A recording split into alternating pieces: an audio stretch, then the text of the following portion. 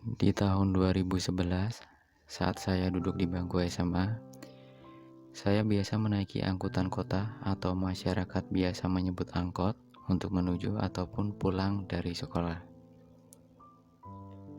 Dibutuhkan 2 kali menaiki jasa angkutan umum tersebut untuk menuju ke sekolah, begitu juga sebaliknya. Dan saat itu, tarif yang harus dibayar adalah sebesar Rp1.000 untuk pelajar. Sore itu, setelah bel pulang sekolah berbunyi, saya dan seorang teman kelas saya bergegas pulang dan menaiki angkot. Terkadang kami memang selalu berbarengan pulangnya, karena jalan menuju rumah kami masing-masing memang masih satu arah. Biasanya kami turun di alun-alun kota untuk lanjut menaiki angkutan selanjutnya.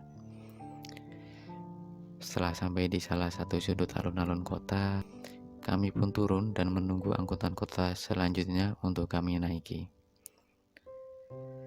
Karena memang hanya di tempat itulah titik paling dekat untuk bergantian menaiki angkot.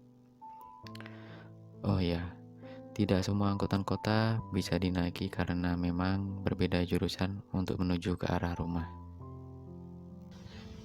Ketika kami berdua sedang berdiri menunggu angkot di bahu jalan, tepat di bawah pohon beringin, terlihat dari kejauhan seorang ibu dengan membawa tas genggam kecil yang ia genggam di tangan kanan, perlahan menghampiri kami.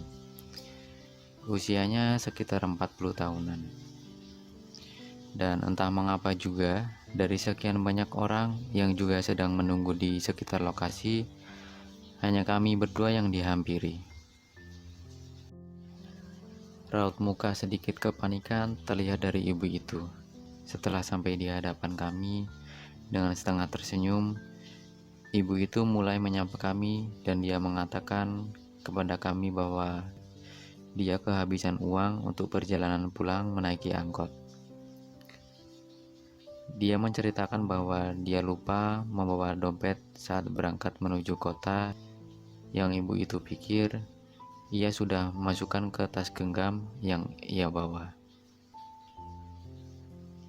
Lanjutnya, saat itu ia juga sedang tidak membawa handphone untuk mengabari keluarga di rumah. Entah dengan apa, ibu itu bisa sampai di pusat kota ini. Saya pun menanyakan ibu itu dari mana asalnya. Dia menjawab, dia berasal dari desa. Sebut saja desa A, yang memang sedikit jauh dari lokasi kami bertemu saat ini. Melanjutkan percakapan dengan tangan yang seolah memohon, ibu itu meminta tolong agar kami bersedia meminjamkan uang untuk ongkos agar dia bisa pulang menaiki angkot. Tanpa pikir panjang, saya pun berinisiatif untuk menolong ibu itu. Dan untungnya, saat itu juga saya sedang memiliki uang saku tambahan, meskipun jumlahnya memang tidak banyak. Saya pun merogoh kantong kemeja sekolah yang saya kenakan untuk mengambil selembaran uang pecahan Rp2.000 yang memang biasa saya letakkan di kantong saku tersebut. Lalu saya berikan ke ibu itu. Memang tidak banyak, tapi setidaknya itu bisa untuk ongkos pulang beliau. Teman saya bukannya tidak mau membantu, tapi memang saat itu uang saku yang dia punya hanya pas untuk ongkos naik angkot pulang saja. Singkat cerita, setelah mengobrol beberapa menit, ibu itu melambaikan tangan ke arah jalan untuk menyetop angkot sesuai dengan arah jurusan dia akan pulang. Tak lupa ia mengucapkan terima kasih kepada kami yang sudah bersedia untuk menolong dan memberikan sedikit uang agar dia bisa pulang menaiki angkot tersebut. Tak berapa lama kami pun ikut berangkat pulang dengan menaiki angkot yang berbeda dengan jurusan yang ibu itu naiki. Dan beberapa hari kemudian, saat hari libur, ada salah satu keluarga yang datang berkunjung ke rumah keluarga saya.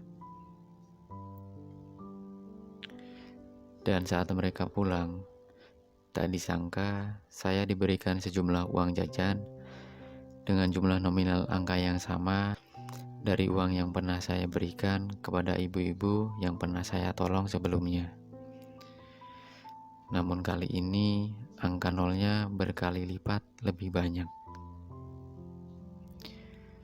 Seketika saya teringat kisah saat saya menolong ibu itu, dan mungkin apa yang saya dapatkan dari pemberian saudara saya ini adalah balasan dari Tuhan karena kemurahan hati saya yang telah mau menyisihkan sebagian rezeki yang saya miliki untuk menolong sesama. Jadi, setiap kita berbuat baik, akan ada kebaikan-kebaikan yang datang menghampiri kita.